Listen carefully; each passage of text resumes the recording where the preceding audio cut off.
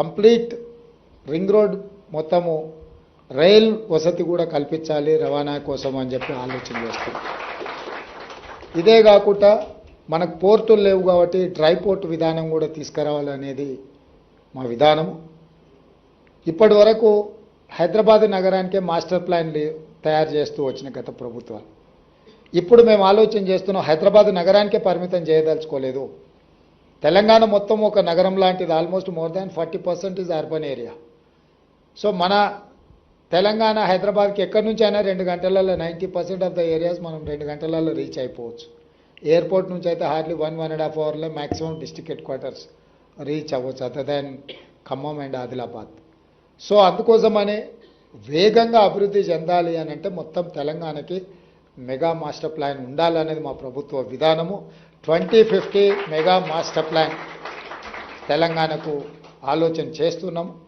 Up to outer ring road వరకు ఉన్న inside of Hyderabad is urban Hyderabad, urban Telangana. Outer ring road to regional ring road వరకు ఉండే ఆ మధ్యలో ఉండే ప్రాంతం peri urban Telangana. Regional ring road to Telangana borders వరకు రూరల్ తెలంగాణ. ఈ సెక్టర్స్ని విడగొట్టి అర్బన్ తెలంగాణకి ఏం ఇన్ఫ్రాస్ట్రక్చర్ ఉండాలి, గవర్నమెంట్ ఏం చేయాలా, మీలాంటి వ్యాపారస్తులు ఏం చేయాలా అనేది ఒక కాంప్రహెన్సివ్ ప్లాన్ చేస్తున్నాం. రీజనల్ రింగ్ రోడ్ నుంచి ఔటర్ రింగ్ రోడ్ నుంచి రీజనల్ రింగ్ రోడ్ వరకు కొన్ని క్లస్టర్స్ చేసి ఆ క్లస్టర్స్ని అన్నిటిని కూడా సిటీల కింద డెవలప్ చేయాలని, కౌంటీస్ కింద. అంటే ఇప్పుడు మీకు చైనా పోయినప్పుడు ఇన్ఫ్రాస్ట్రక్చర్కి సంబంధించిన ఒక్కొక్క దగ్గర ఒక్కొక్క పెద్ద పెద్ద గాంజావు పోయినా ఇతర ప్రాంతాలు పోయినప్పుడు మీకు ఏం కావాలన్న ప్రపంచంలో ఉండే ప్రతి వస్తువు అక్కడ దొరుకుతుంది. అది ఫర్నిచర్ కావచ్చు, అదర్ ఇన్ఫ్రాస్ట్రక్చర్ మెటీరియల్ కావచ్చు, ఏది కావాలన్నా. సో చైనాలో వాళ్ళు చేయగలిగినప్పుడు తెలంగాణలో మనం ఎందుకు చేయలేము? చాలా ప్రాంతాలకు హైదరాబాదు నగరం అనువైన ప్రాంతము, ఏం కొనాలన్నా ఏం తీసుకెళ్లాలన్నా. అందుకోసమని regional ring road Hyderabad outer ring road మధ్యలో ఒక 10 to 15 శాటిలైట్ టౌన్షిప్స్ డెవలప్ చేయాలి. పెద్ద ఎత్తున ఇన్ఫ్రాస్ట్రక్చర్ రంగాన్ని ప్రోత్సహించాలనేది మా ప్రభుత్వం యొక్క విధానము.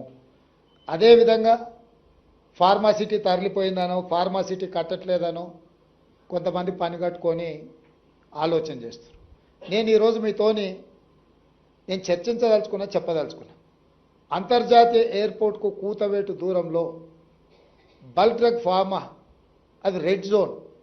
అంటే బల్క్ డ్రగ్స్ ఎక్కడ పెడితే గ్రౌండ్ వాటర్ ఎయిర్ పొల్యూషన్తో నగరం యొక్క మనుగడనే ప్రమాదంలో పడే అవకాశం ఉంది. అంతర్జాతీయ ఎయిర్పోర్ట్ పక్కన, నెవార్క్ ఎయిర్పోర్ట్ పక్కన అట్లాంటి 1-2 కంపెనీలు ఉంటేనే వాళ్ళు అది అక్కడి నుంచి ఎక్కడికో షిఫ్ట్ చేయాల్సిన పరిస్థితి వచ్చింది, అమెరికా లాంటి నగరంలోనే.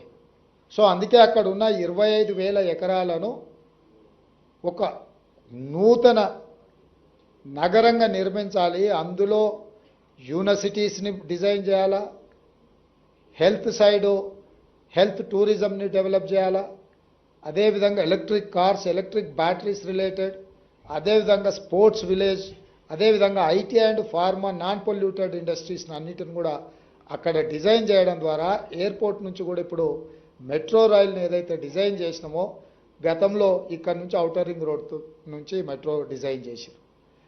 ఈ ప్రాంతంలో ఉన్నవాళ్ళు ఎవరైనా మెట్రోలో పోయే వాళ్ళు ఎంతమంది, బంజారా హిల్స్, జూబ్లీ హిల్స్ ఈ ప్రాంతంలో ఉండేవాళ్ళు 5 నిమిషాలలో ఔటర్ రింగ్ రోడ్ ఎక్కుతాం, ఆ తర్వాత 20 నిమిషాలలో ఎయిర్పోర్ట్కి చేరుకుంటాం. మెట్రో కంటే వేగంగా మనం కార్లలో వెళ్ళగలిగిన వాళ్ళం.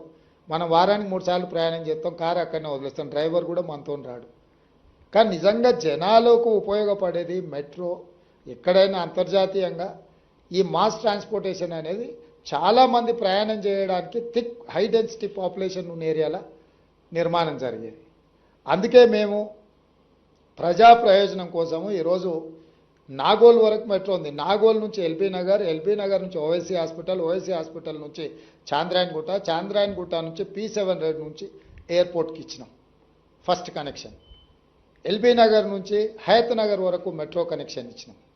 అదేవిధంగా ఈరోజు మియాపూర్ వరకు మెట్రో ఉంటే అక్కడి నుంచి ఇప్పుడు BHL ఆ నుంచి రామచంద్రాపురం వరకు, చందానగర్ నుంచి రామచంద్రాపురం వరకు మెట్రో ఎక్స్టెన్షన్ ఇస్తున్నాం. ఈరోజు రాయదుర్గంలో ఉన్న మెట్రోను ఈ గచ్చిబౌలి జంక్షన్ నుంచి అమెరికన్ కౌన్సిలేట్ వరకు ఈ ఎక్స్టెన్షన్ ప్రపోజల్ ఇచ్చినాం.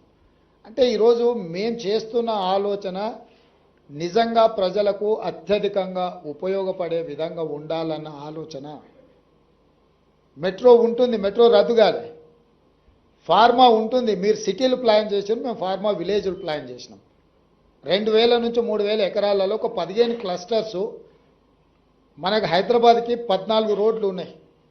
నేషనల్ హైవేస్ అనుకోండి, స్టేట్ హైవేస్ అనుకోండి. అంటే హైదరాబాద్ బెంగళూరు కావచ్చు, హైదరాబాద్ విజయవాడ కావచ్చు, హైదరాబాద్ నాగార్జున సాగర్ కావచ్చు, హైదరాబాద్ ముంబై కావచ్చు, నాగ్పూర్ కావచ్చు, గుల్బర్గా కావచ్చు. ఇట్లా ఈ రోడ్లల్లో ఎయిర్పోర్ట్ నుంచి 1 అవర్ లోపల రీచ్ అయ్యే ఏరియాల ఫార్మా విలేజ్లు 2000 ఎకర్స్ నుంచి 3000 ఎకర్స్ ఏరియాస్ని అన్నిటిని కూడా డివైడ్ చేసి ఒక 10-15 ఫార్మా విలేజ్లు డిజైన్ చేసి ఒక 10 కంపెనీలను 15 కంపెనీలను ఒక్కొక్క ఏరియాలో పెడితే అక్కడ పొల్యూషన్ కానీ అక్కడ లివింగ్ స్టాండర్డ్స్లో ఉత్తగా ఇండస్ట్రీస్ పెట్టి వెళ్ళిపోకుండా అక్కడ ఉండేవాళ్ళు ఒక గేటెడ్ కమ్యూనిటీ లాగా అక్కడనే ఉండాలి.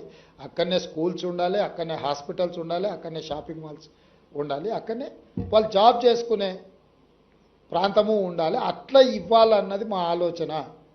దాంతో ఏమవుతుంది అని అంటే లిమిటెడ్ ఇన్వెస్టర్స్ అక్కడ ఉంటే ప్రతిదీ వాళ్ళకి బాధ్యత అప్పచెప్పొచ్చు. రేపు మంచి జరిగినా చెడు జరిగినా ఏ